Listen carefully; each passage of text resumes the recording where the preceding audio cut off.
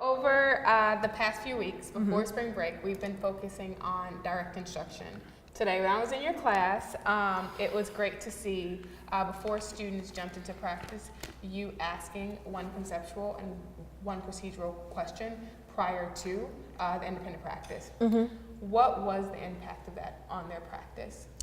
Well, specifically when it came down to the conceptual question, getting them to stamp that their own like self-check and understanding that 0 should equal 0 if you solve for the correct x was like great self-check method for them. Yeah.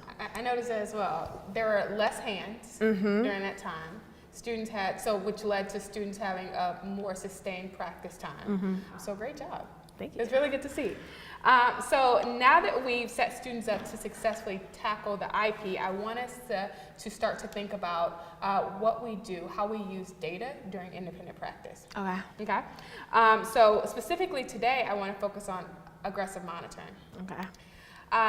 Think back to our last PD before break. What are the keys to aggressive monitoring?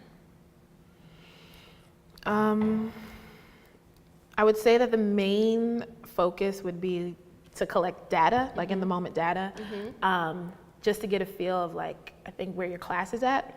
What else? I feel like that's like the main focus for AGMO. Great to hear. So keeping that in mind, I'm gonna push your thinking a little bit and I'm gonna show you a video of Mr. Frazier's class during his practice. Okay.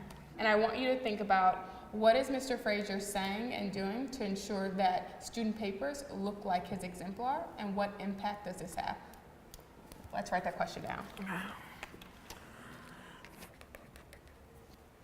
Let's watch.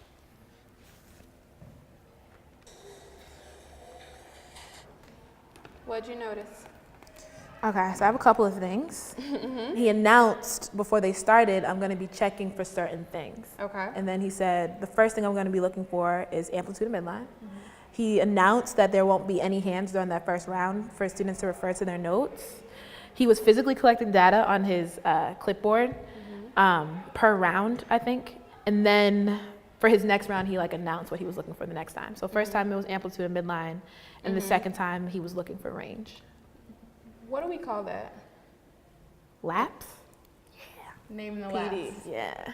And what was he doing with student papers?